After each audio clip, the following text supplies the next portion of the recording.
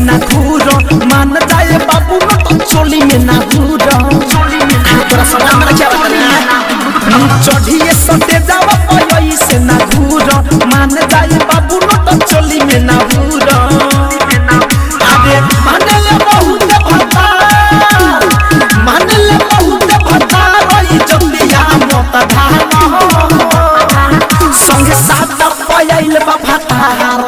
संगे साथ पयाइल बा भतार कि चुमा मत मांगो संगे साथ पयाइल बा भतार कि चुमा मत मांगो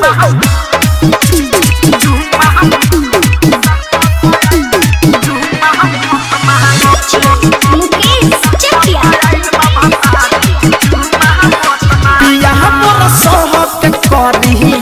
बजा में बहुत पकड़ी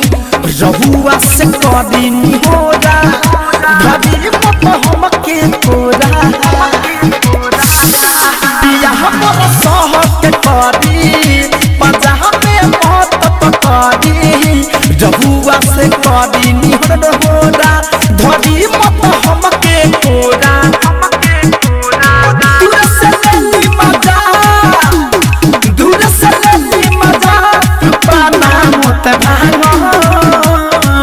संगे साथ पयाइल बा भतार संगे साथ पयाइल बा भतार कि चुमा मत मांगो संगे साथ पयाइल बा भतार कि चुमा मत मांगो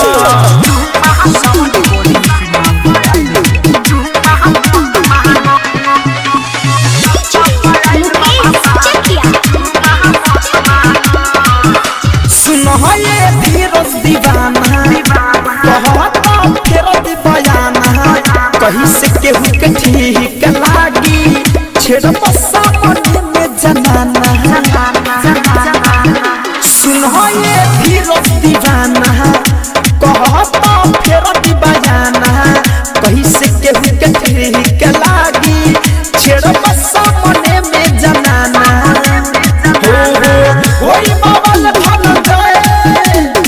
होई बाबल धन जाए धरे कोन मत लागो संगे साथ पयाइल बा भतार संगे साथ पयाइल बा भतार कि चुमा मत मांगो संगे साथ पयाइल बा भतार कि चुमा मत मांगो चढ़िए सटे जावा पयोई से ना घूरो मान जाए बाबू न तो चोली में ना घूरो माने ले बहुत भतार माने ले बहुत भतार रही जल्दिया मत धांगो संगे साथ पयाइल बा भतार संगे साथ पयाइल बा भतार कि चुमा मत मांगो संगे साथ पयाइल बा भतार कि चुमा मत मांगो सावन रिकॉर्डिंग स्टूडियो लाल बेगिया।